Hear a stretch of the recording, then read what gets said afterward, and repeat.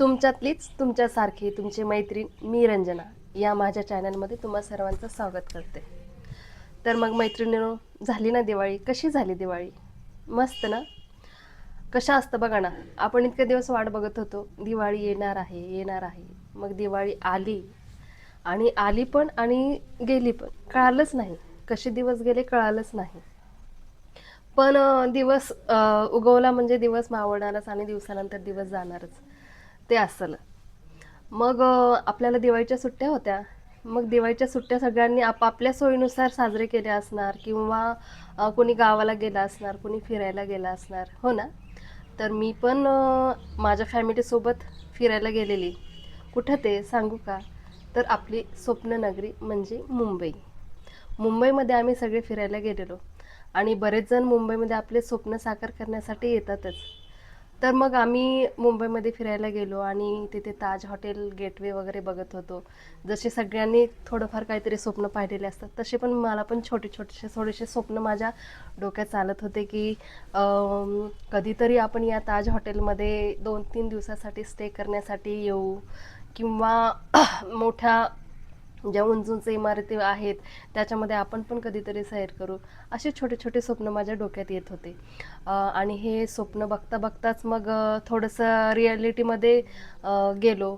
म्हणजे तिथला काही अशा गोष्टी पाहिल्या की ते मनाला विचार करायला भाग पाडल्या. की मुंबईकरांना तिथं राहण्यासाठी खूप साऱ्या अडचणीला तोंड द्यावं लागतं.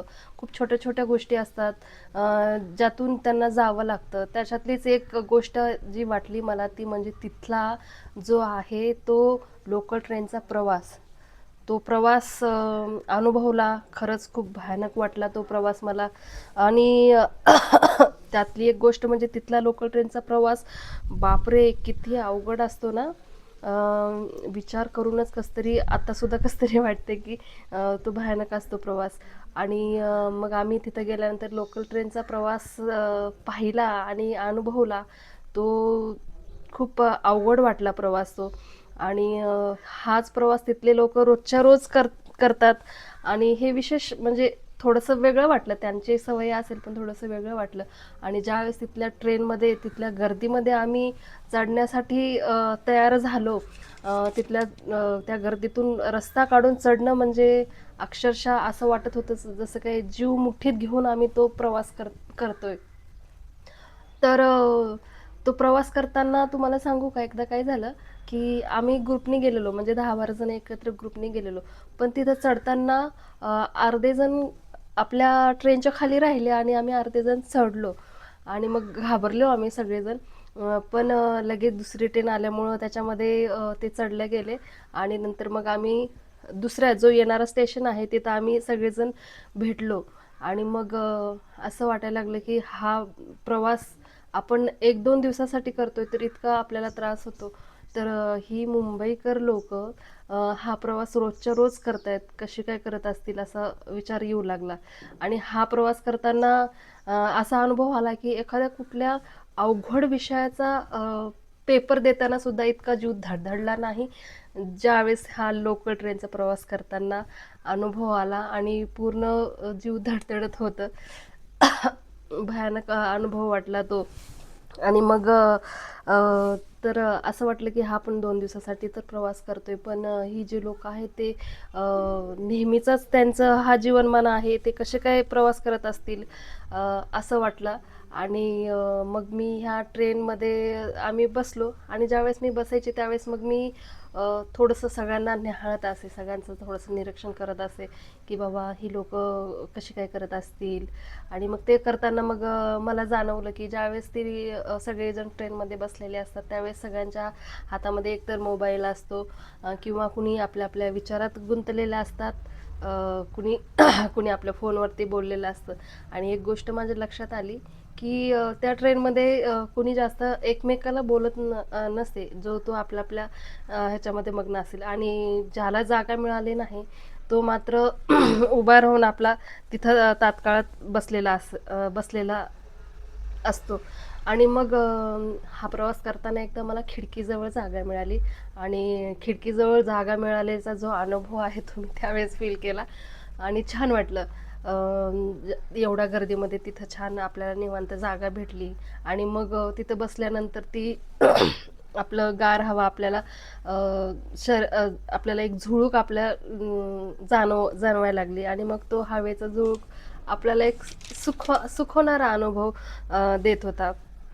आणि मग हा अनुभव मी घेत असताना मला अजून एक तिथं जाणवलं की एवढ्या गर्दीमध्ये एक व्यक्ती आपल्या बाळाला घेऊन, म्हणजे त्याचे पप्पा त्या बाळाला घेऊन खेळवत होते आणि इतक्या ह्याच्यामध्ये पण त्यांनी तो सगळा जो गर्दीचा वगैरे त्रास आहे तो सगळं विसरलं गेलं आणि मग त्या बाळाला ते इतके छान खेळवत होते, त्याला म्हणजे हसवत होते हे ते, आणि खूप लहान होतं ते बाळ.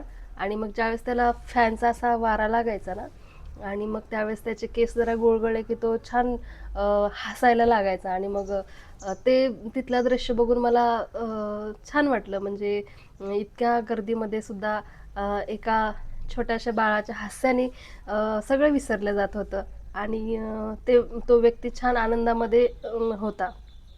तर मग मला असा विचार आला की कितीही अवघड परिस्थिती असो, ज्यावेळेस व्यक्ती आपल्या मुलांना बघतो किंवा त्यांचं हास्य बघतो त्यावेळेस सगळ्या परिस्थितीचा त्रास विसरून जातो किंवा कुठलीही परिस्थिती येऊ त्या परिस्थितीला तोंड देण्यासाठी त्याला बळ मिळतं. मग मला असं वाटलं की ह्या परिस्थितीमध्ये त्या बाळाकडनं त्यांना तो बळ मिळाला. आणि मग आमचा प्रवास चालू होता. तर मग माझा हा मुंबईचा प्रवास ह्या प्रकारे मी अनुभवला. आणि हा अनुभव करताना माझ्या डोक्यात हा विचार आला किंवा हे वाक्य आलं की "वा रे वा मुंबईकर, मानला पाहिजे तुम्हाला."